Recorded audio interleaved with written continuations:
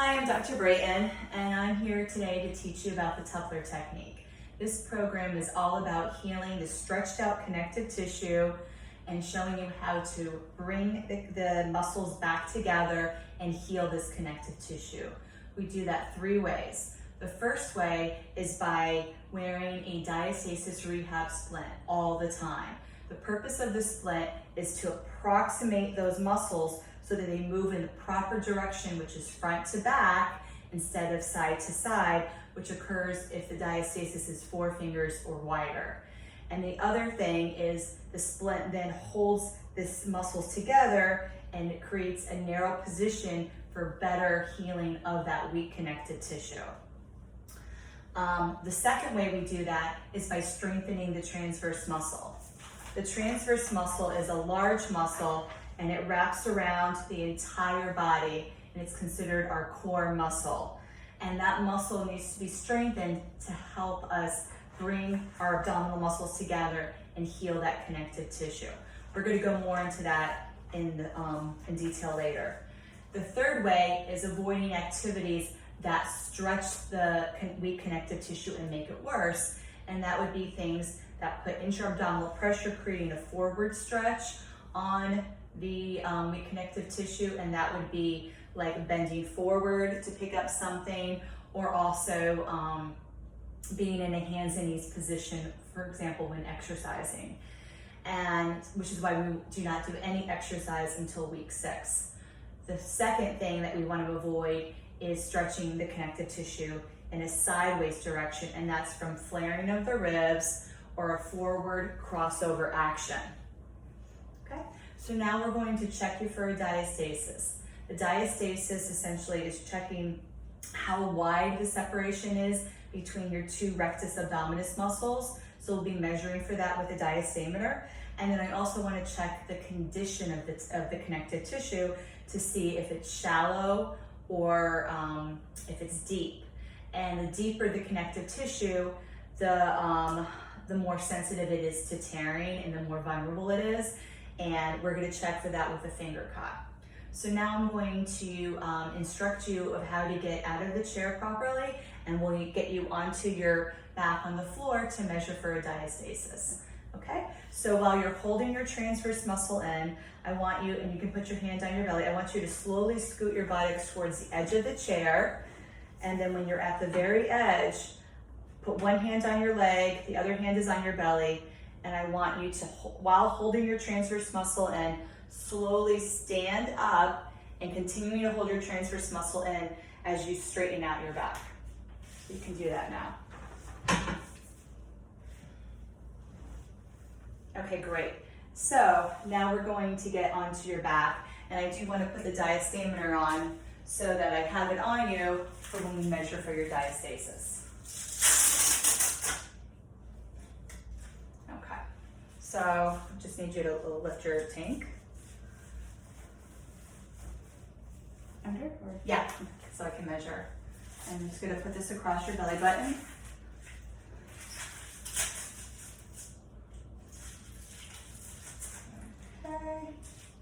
Okay, great.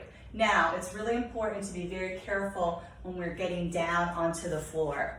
So I'm going to give you step-by-step instructions of how to do that safely so that we don't aggravate that weak connective tissue of your diastasis.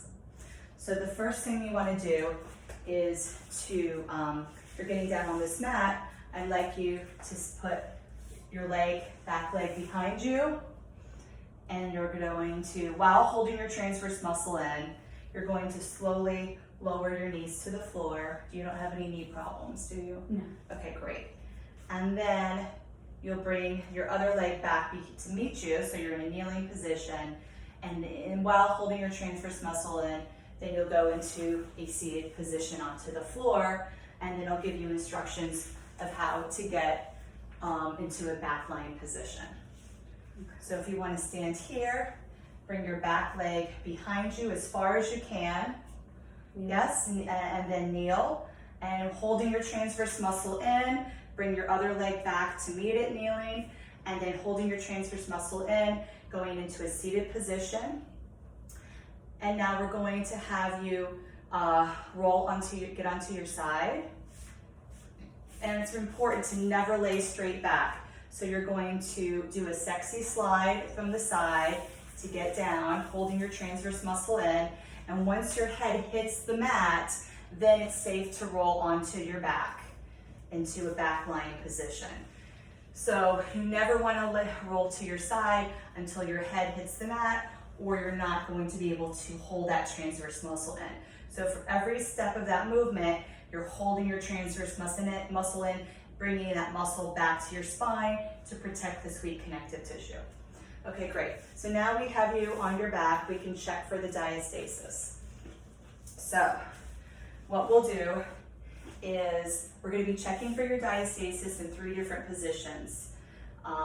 Between the sternum and your belly button, over your belly button, and between your belly button and your pubic bone, because each 3 positions may have different measurements, okay? So we'll start with the belly button. So what I'm going to be doing is I'm going to be using my hands to feel for the muscles, and I want you to bring your heels actually close to your buttock, and you're going to close your eyes. And I want, actually before we do that, let's check to see if there's any doming of your abdominals. So you'll just gently lift your head a little bit and lower it, and I'm looking to see if there's any doming of the abdominals, which indicates a severe diastasis, and you do not have any doming, which is great. So now we can measure to see how far you're separated. So with your eyes closed, please contract your muscles and relax. Contract and relax.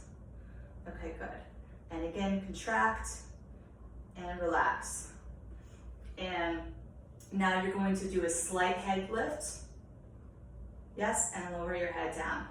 Okay, great. So I'm feeling for the muscle, the ends of each muscle, and I'm able to see where your diastasis is, and it's 6 centimeters. Now we're going to check above your belly button. So the same thing, I want you to contract your belly muscles and relax, and contract and relax. And now gently lift your head slightly and relax. And I'm feeling for the relaxed muscles where they end. I can tell you've been doing your exercises. And that's also 6 centimeters. And then we're going to do the same thing below the belly button. So please contract your muscles and relax. Contract and relax. And lift your head and relax. Okay. And this measurement is 8 centimeters. And I want you to feel your diastasis as well. So you can check here, you can feel that weak connective tissue. That's what I'm feeling for when I'm measuring, and you have it in 3 locations.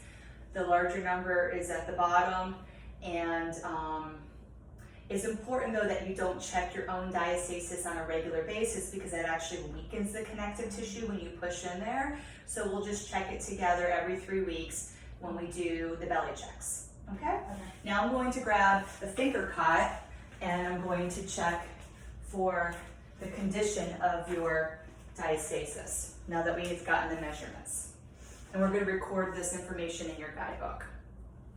So then at your belly button, I'm putting the finger cut in, and we're getting a 3, which is a shallow to medium. Your muscles are relaxed. Above your belly button, we're at a 2, which is shallow. And then below your belly button, we're at a 2, which is also shallow. Okay, great. So we'll put this information into your guidebook. And now we have to be very careful getting up from this back line position on the floor. So now that we've checked for your diastasis, I want you to, while holding your transverse muscle in, log roll onto your side. And once you're on your side, you'll use your arm to push yourself into a seated position, holding your transverse muscle in. You'll push yourself into a seated position. And then once you're in that seated position, you'll get onto your knees, holding your transverse muscle in, bring your back leg in front of you. Putting your one hand on that leg, holding your transverse muscle in. You'll bring your other leg up to meet it, and holding your transverse muscle in, you'll straighten up. Okay, great. I'm going to remove the diaphragm now. Okay, now you can bring your tank top down. We're going to measure to see what splint size you need. And you're going to be wearing 2 splints. So I'm going to measure to see what splint size you need, and then I'm going to show you how to put on the splints. You can lift this up now. Okay. So let me have you stand with your back facing this direction and come towards me a little bit, please. Okay, so the first measurement is for the pad size, and that's under the breast from one side seam to the other. Okay, for you it's 16 inches. And then we're also going to see what models you need for those 2 splints. So if you can turn and face this direction, we're going to measure your waist height. Face me, please, with your arms up. And that's from your sternum to your belly button.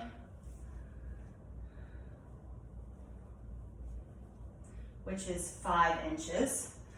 And then we're also going to measure across the circumference across your belly button, because that tells us the size of the splint we need. Your belly button's right here. So that is 32 inches. So using the chart that we have, we can see what size and models you need. If your waist height is 6 inches or less on an adult, that's 2 short torsos that you'll wear at the same time. If you're 9 to 10 inches, then you're gonna wear 2 regular torsos. And if you're 7 to 8 inches, you wear a short torso on the bottom and a regular torso on top. Okay?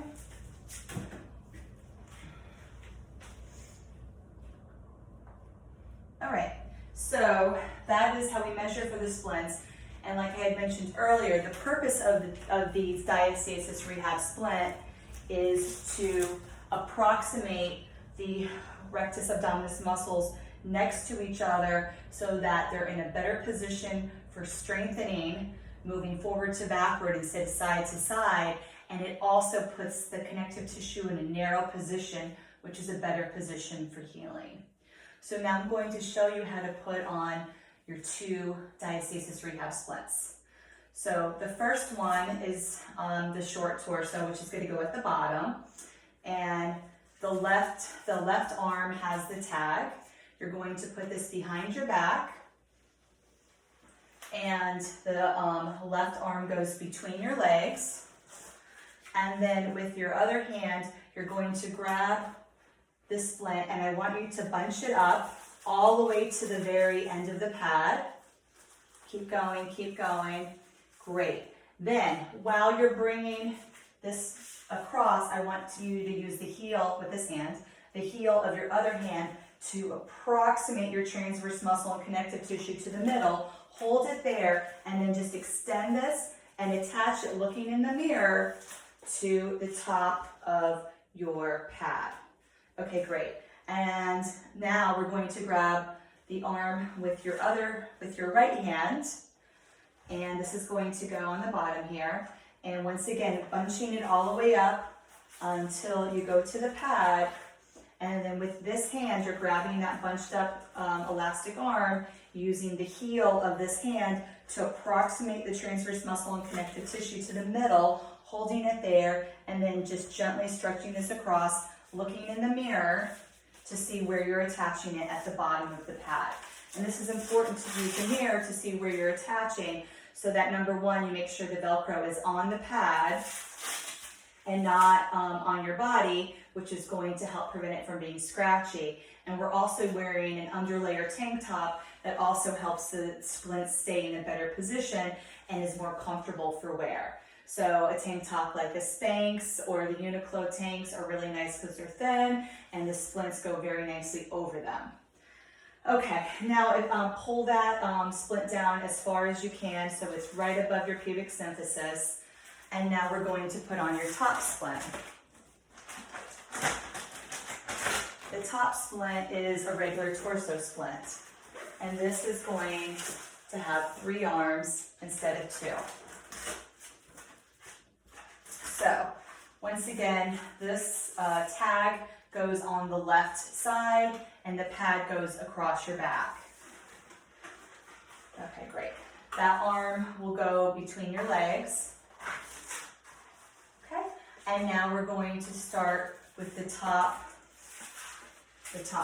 here. Okay, so we'll bunch it up all the way over with your left hand, and your right palm of your hand will approximate your transverse muscle and connective tissue to the center, so it's approximated, and then you'll just simply pull this over and attach it onto the arm. And this is once again important to not just make it too tight or overstretch the arm because it stretches it out. And we also want to look in the mirror to see where we're attaching the arm on the side so that we don't have to take it on and off often to fix it, which ruins the Velcro adhesiveness. Now with the next arm, we're going to take, this is the bottom. So now we'll take the left arm and bunch it all the way up. And this one's going to go on a diagonal as you use your palm to push it across. Goes on a diagonal across your body, and then you simply extend, and looking in the mirror, you're going to attach it to the top of the pad here. Okay? And now with the last one, the same thing. We bunch it all the way up with the opposite hand, all the way to the pad, and then you're going to bring your holding your transverse muscle in, you're going to bring your transverse connective tissue to the center, then just extend and look in the mirror, and this ideally needs to be on both pads. So it would be attaching, if we had access to the other pad, it would be attaching to the top and the bottom pad of your 2 splints, and that helps the 2 splints stay in place better. Okay.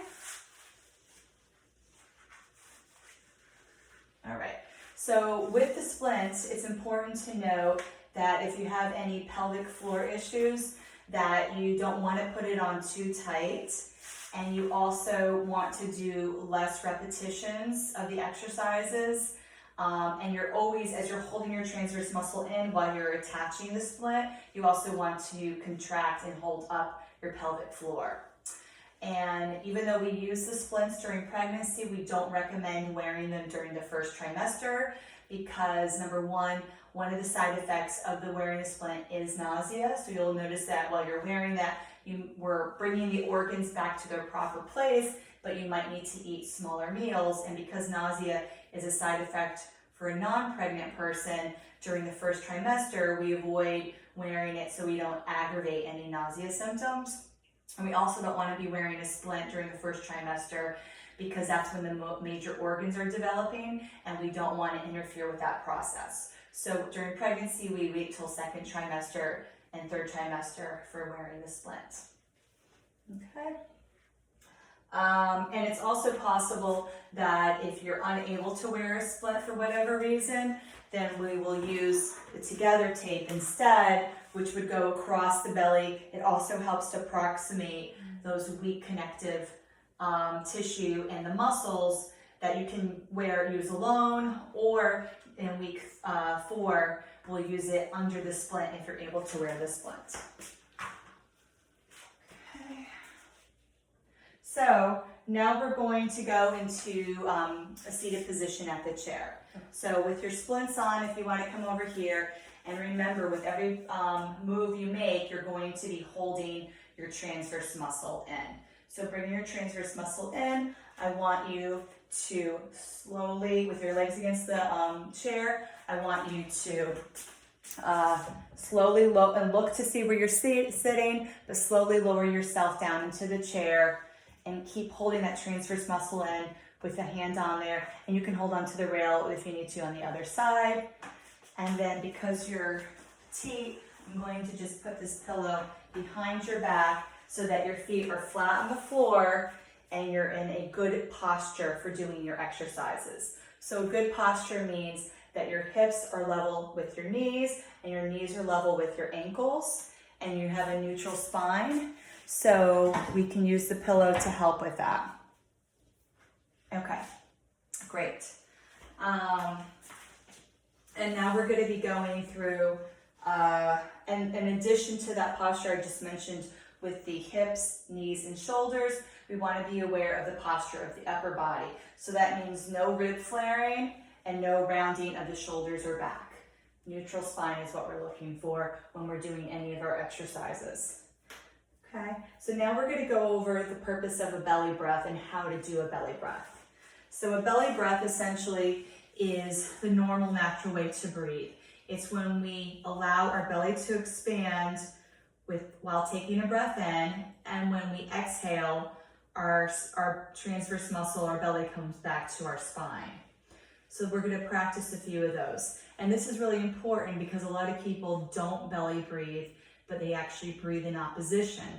And when we breathe in opposition, when we inhale, what happens is our belly comes in, and when we exhale, our belly goes out, and that actually puts a lot of forward stress on our weak connective tissue. So we're going to learn how to properly belly breathe, and we'll be using belly breathing when we're walking and while doing aerobic exercise. But it is important to remember that during this first 6 weeks, as you're getting transverse muscle strength and awareness, that we're not doing strength training exercises, and we're also not doing aerobic activity. We're not doing specific type. We're not doing any running or jumping because that's too jarring on the weak connective tissue, and no sporting activities. But what you can do for aerobic exercise while you're doing your belly breath is walking on a treadmill or outside, biking on an upright stationary bike, or working out on an elliptical. So those exercises are allowed while you're wearing your splints for the first 6 weeks. And in week 6, I'm going to show you how to incorporate the Tupler technique into your strength training exercise workout regimen so that you can do it safely and not aggravate your diastasis. Okay? So when we're doing the belly breath, we're in a neutral spine in a good position. And what we're going to do is you're going to take a breath in. You're going to allow, as you allow air to come in your nose, your belly will expand passively. And when you exhale, your belly will go in back to your spine, bringing it all the way back to your spine to the exhale. And we can just practice a few of those. So with as you take air in through your nose, you expand passively, and then as you exhale, your belly goes back to your spine. And it is important because when you're belly breathing, your belly doesn't have to go all the way back to your spine, but that would be a missed opportunity to strengthen your transverse muscle. And the transverse muscle, we use it with every move we make and every breath we take. So let's utilize the activity of breath to continue to strengthen our transverse muscle and have more of a transverse muscle awareness as well. Okay? So with belly breathing, it's important to remember that our lungs are like balloons. And as we take air in through our nose, imagine our lungs filling with air. And then as we exhale, our lungs, the air is coming out of the balloon. And we're using the muscles of our abdomen and specifically our diaphragm to help with that motion. So air in through the nose, belly passively expands, the balloons fill up, and then as we exhale, the air is pushed out of those lung balloons. Okay, all right, great. So now we're going to go over the seated exercises, starting with the anatomy of our transverse muscle, and then also the elevator exercise. I'm going to show you how to do that. So remember in the beginning, I talked to you about the transverse muscle. The transverse muscle is a very tall muscle. It attaches to the back 6 ribs as well as to the top of our pelvis, and it wraps around and it splits in half.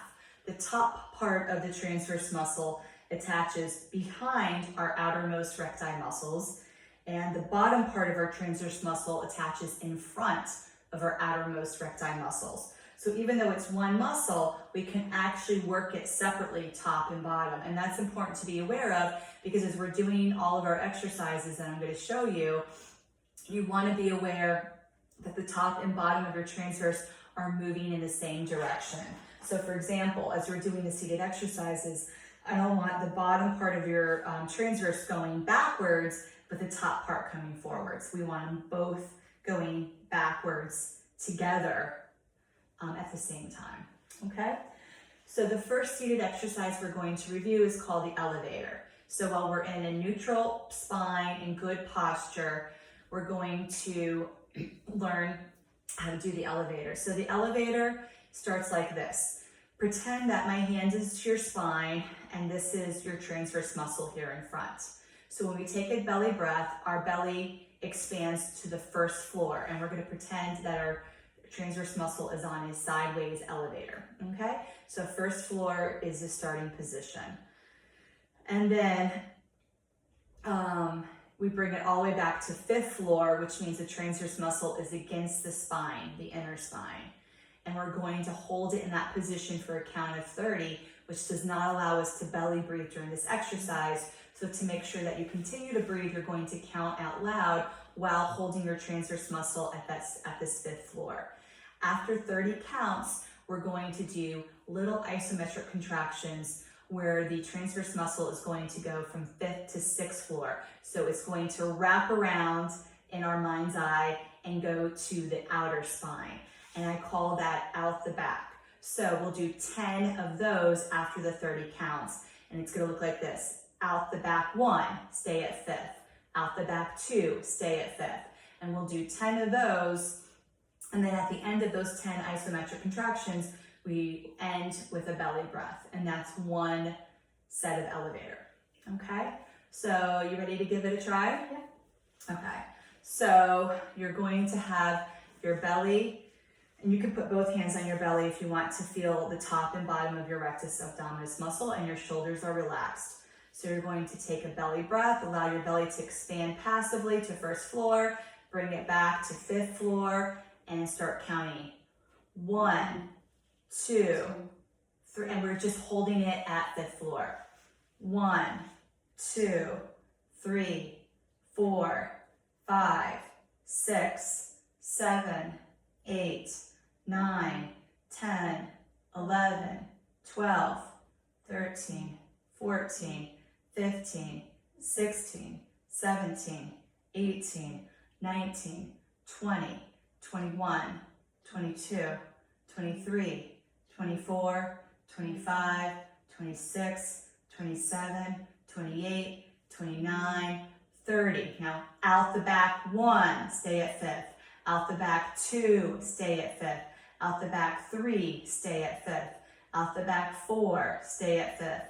Out the back 5, stay at fifth. Out the back 6, stay at fifth. Out the back 7, stay at fifth. Out the back 8, stay at fifth.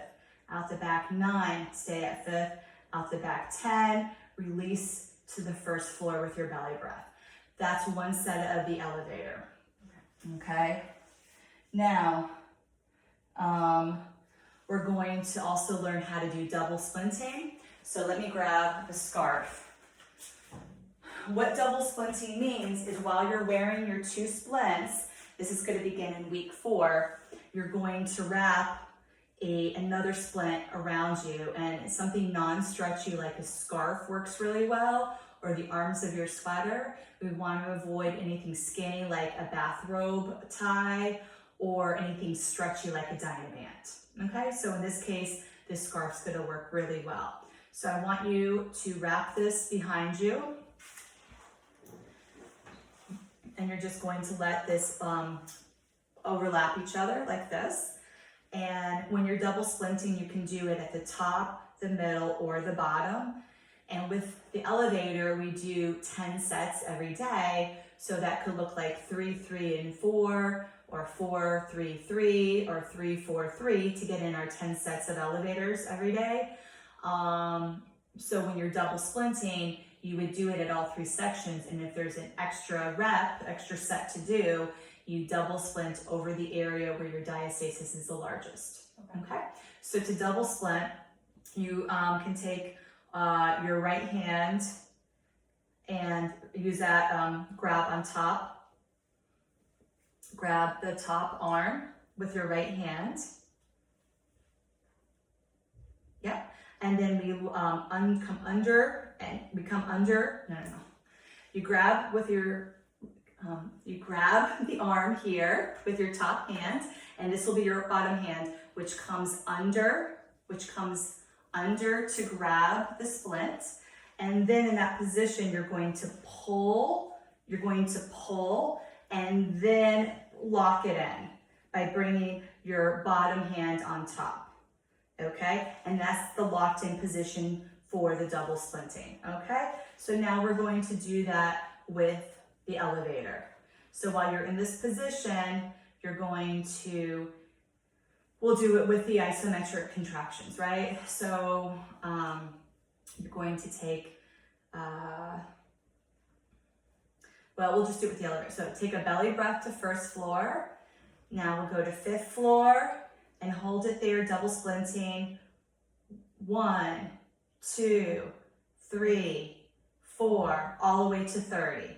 And then we'll hold it in that position until we're done with that exercise. This is going to be used during the contracting exercises starting in week 4, and it will also be used with the head lifts as well. Okay, so that's double splinting. And it is important to note that the contracting exercises are the most important exercises. And when that starts in week 4, if you're not able to double splint while you're doing the contracting exercise, because let's say you're driving in your car, it's still important to do the contracting exercises. But if you're at home and you can do the double splinting, it's going to make the exercise more effective. Okay. All right, great. So now we can take the double splint off, and we're going to go over the contracting exercise. So the contracting exercise is the second seated exercise. So the way that this works, while you're in a neutral spine, you're going to take a deep belly breath, and that's to the first floor, and then you bring your transverse muscle to the third floor, and the contracting is going from third to fifth floor for 100 counts, okay? So it's important to note that the distance is smaller from third to fifth floor than from first to fifth floor. And you'll do that for 100 counts, and that's for week 1. And then I'll show you in the guidebook on week 2 that transverse muscle goes from 4th to 5th floor. So it's even a smaller movement with the 100 counts. And then in week 3, it goes from 5th to 6th floor, which is out the back for 100 counts. And that's why in week 3, we no longer do the elevator exercise, because it's replaced by the contracting at the 5th to 6th floor motion. So for the first 3 weeks, let me grab the guidebook. So for the contracting, we're doing 5 sets of 100 of the contracting for week 1, week 2, and week 3. And then it increases to 10 sets of 100 in week 4. And then it continues to increase. Week 7 is 4 sets of 100. And then in week 10, it's 5 sets of 100.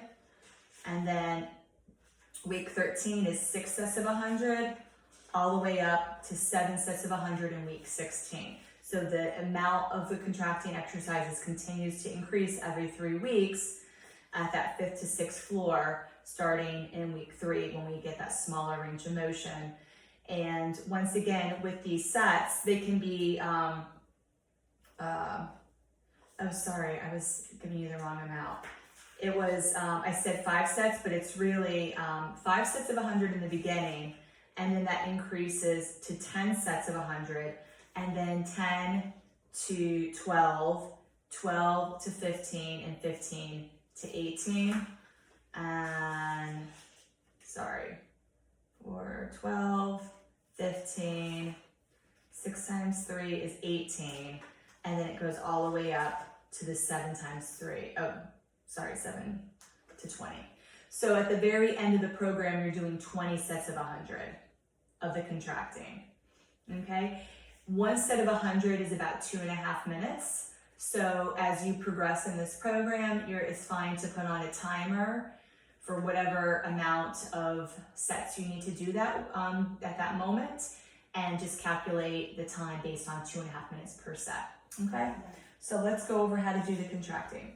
So you're going to take a deep belly breath out to first, bring your transverse to third, and now I want you to go from third to fifth and count 1, little release, 2, little release, 3, little release, 4, little release, 5, little release, relax your shoulders, 6, little release, 7, little release, 8, little release. Do you feel this in your back?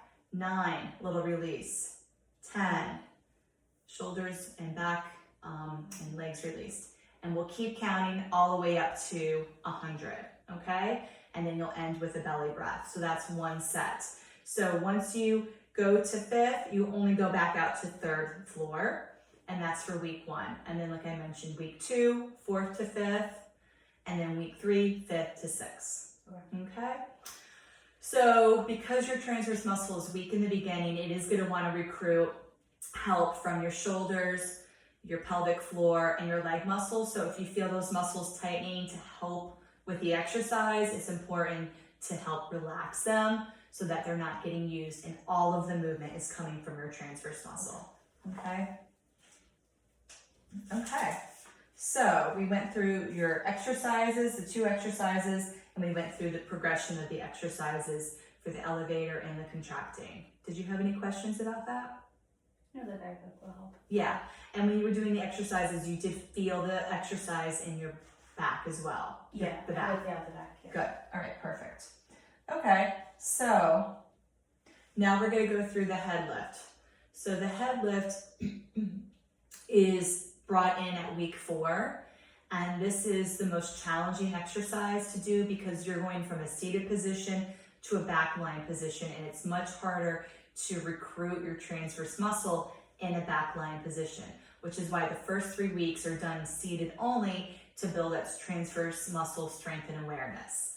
So before we get on the floor, I just wanted to let you know that we will be strengthening the transverse muscle in this backline position, and there's 5 things that are important to remember when you're doing that.